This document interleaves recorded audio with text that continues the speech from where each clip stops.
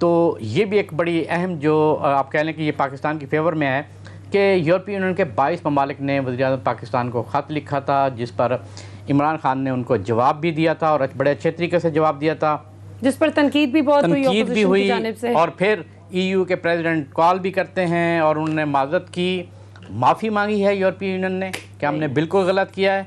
और इतलात तो ये भी हैं कि अब यूरोपीय यूनियन ने यह भी फैसला किया है कि वो इंडिया को भी ख़त लिखेंगे, जो कि वज़ीर इमरान खान का मुतालबा था कि कश्मीर में जो कुछ हो रहा है उस हवाले से भारत को भी ख़त लिखें और उनसे भी वजाहत मांगें और उन्हें कहें कि ये सिलसिला वहाँ पर बंद किया जाए। तो ये भी इतलात आ रही हैं कि अब यूरोपीय यूनियन पाकिस्तान के कहने पर इंडिया को भी खत लिखेगा। Very nice. जुल्करनैन हैदर, आपके पास इस हवाले से क्या खबर है? ज़रा अपनी खबर ब्रेक कीजिए इस हवाले से और फिर हम आगे चलते हैं। देखें, अगर हम बात करें कि मुल्क में अनारकी के हवाले से, तो ये बिल्कुल जैसे आरिफ हमीद भट्टी साहब बता रहे थे कि तसादम हो सकता है, लेकिन उसके नतीजे में जो बैरूनी क़ुव्वतें हैं जो हमेशा से कोशिश करती हैं कि हम पाकिस्तान में जो है बदअमनी फैलाने में कामयाब रहें, तो अब हुआ ये है कि एक थ्रेट अलर्ट भी जारी हुआ है जिसमें बाज़ाब्ता तौर पे बताया ये गया है कि लाहौर के अंदर भी और दीगर और शहरों में भी जो तहरीक तालिबान पाकिस्तान हैं उनके लोग इंटरव्यू हो चुके हैं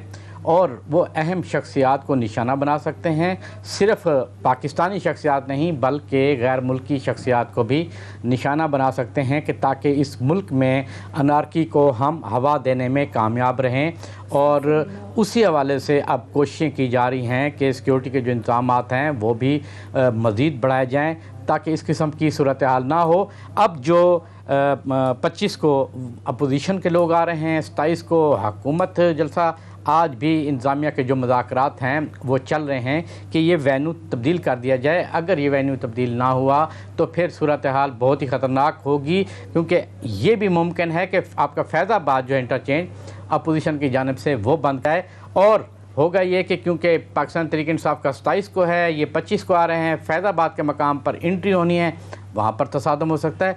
और वो जो तसादम है बज़ाहिर तो हमें ये लगेगा कि ये सिर्फ़ दो पार्टियों के दरमियान नहीं, ये इंटरनेशनल जो क़ुव्वतें हैं वो इसमें आ जाएंगी, कुछ भी हो सकता है और जो कि इस मुल्क के लिए ख़तरनाक होगा। और फिर वही होगा, मजबूरन हमें आर्मी को बुलाना पड़ेगा कि आएँ, सारी सूरत हाल को संभालें, क्योंकि अमन व अमान में और क्या किया जा सकता है। देखें, रेंजर आप कितनी लगा लेंगे, 1000-2000, अभी भी यही फैसला हुआ है कि जी 2000 जो रेंजर के एहलकार हैं वो पार्लियामेंट हाउस तैनात किए जाएंगे, 1000 FC है, पुलिस है। लेकिन पुलिस की अगर हम बात करें तो उनकी सलाहियत कितनी है ये बड़ा मैटर करता है। बाकी जो इदारे हैं वो हरकत में आ चुके हैं।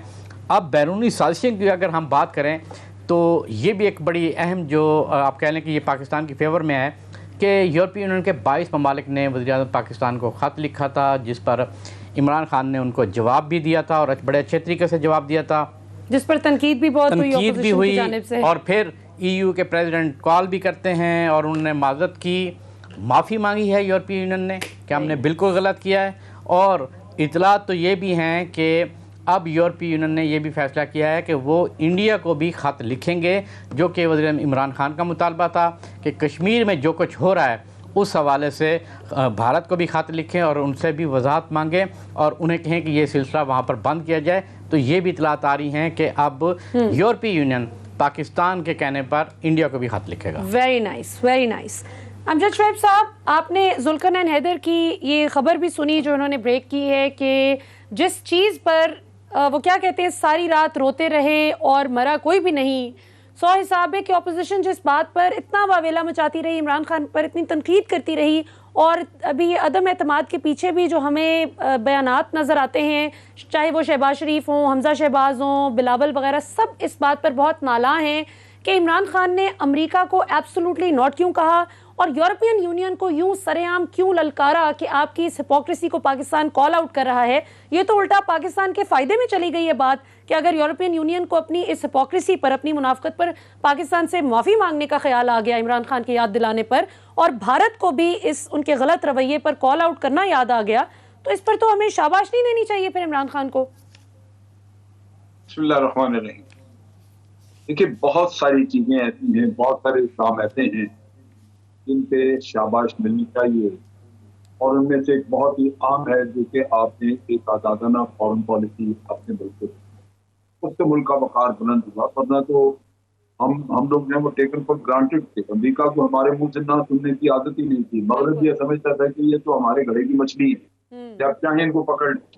तो आपने ये किया तो लाजमन ये चीजें जो है वो दूसरों को हजम तो नहीं होती, खासतौर पे जिनको आदत ना हो हमसे कभी ना सुनने की। बिल्कुल। लेकिन बात यह है कि यहाँ पे जो अपोजिशन का किस्सा है वो, इसमें उनकी जो दो नुकात मैं समझता हूँ वो ये है कि एक तो उनके दौर में कभी ना नहीं की गई, वो हमेशा से एक कंप्लायंट किस्म की गवर्नमेंट मुहैया करते रहे। बिल्कुल सही। गालिबन उनका सहारा यही रहा कि बाहर की कुव्वतें उनको सहारा दिए रखें और उससे उनकी हुकूमतें चलती रहें। लिहाजा उन्होंने कभी सोचा भी नहीं कि इन लोगों को किसी असूल की बुनियाद पे हम ना भी कर सकते हैं मगरबी दुनिया में। तो एक तो चीज ये है। दूसरा ये है कि चूंकि इमरान खान के खिलाफ आज तक और कुछ नहीं, तो उनको कोई ना कोई बहाना चाहिए। अगर इमरान खान उनकी इस बात से मुत्तफिक हो के ताबेदारी करते तो तब उन्होंने ये कहना था कि जिसने तो ताबेदारी कर दी घुटने टेक गया, बिल्कुल। वरना तो हम होते तो हमने ये कह देना था। और अगर आपने उनको रोक दिया, ना कर दी, तो वो आपको उस पर पकड़ लिया कि जी आपने ना करके काम खराब कर दिया। तो ये वो है कि आटा गूंथते हिलती क्यों, वो हिलने वाला मसला है कि इन्होंने किसी न किसी चीज से बात करनी है उसके खिलाफ। उनके मकसद सारे खेल का कतन ये नहीं था कि पाकिस्तान के अवाम को कुछ देना है, पाकिस्तान के कोई करनी है, तो पाकिस्तान के वकार में इजाफा करना है। सारा खेल ये था कि इस शख्स को निकालना, ये हमें कबूल नहीं, क्योंकि ये करप्शन के खिलाफ बात करता है। सही। और ये चीज आपको सिर्फ इनमें नहीं मिलेगी, अदारों में सारे जितने भी हमारे जो सिविल अदारे हैं उनके भी यही प्रॉब्लम है, क्योंकि वहां पे चेले चांटे भर्ती करके निजाम को चूंकि तबाह कर दिया गया है। आज करप्शन फ्रेंडली सिस्टम तो आप मिल सकता है, करप्शन के अगेंस्ट आपको कोई नहीं मिलेगा यहाँ। सही। जो आपके बयानी के साथ खड़ा हो, समझ तो कि आपकी अपनी पार्टी के लोगों में भी बेशुमार जो आपके साथ है वो आए थे, बयानी से मोहब्बत नहीं थी, उनको ये था कि हम भी आंख रखेंगे, और आज आपको वो बागी नजर आ रहे। बिल्कुल सही।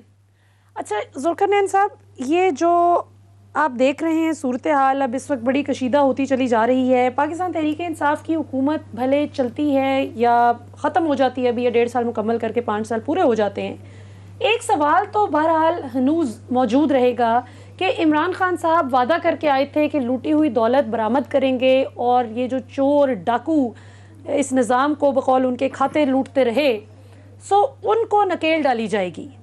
अब इस वक्त एक बयानिया ये भी सामने आ रहा है कि चूंकि वो तमाम करप्शन केसेस मंतकी अंजाम तक पहुंच रहे हैं, फ़र्द जुर्म आयद होने को है, लिहाजा इन सब की कोशिश है कि इससे पहले कि हम सब पकड़े जाएं और जेलों में हों, बेहतर है कि इमरान खान को बर वक्त ही हटाकर एक इस कबाब में हड्डी को ख़त्म किया जाए ताकि हम दोबारा वही हंसी खुशी रहने लगे।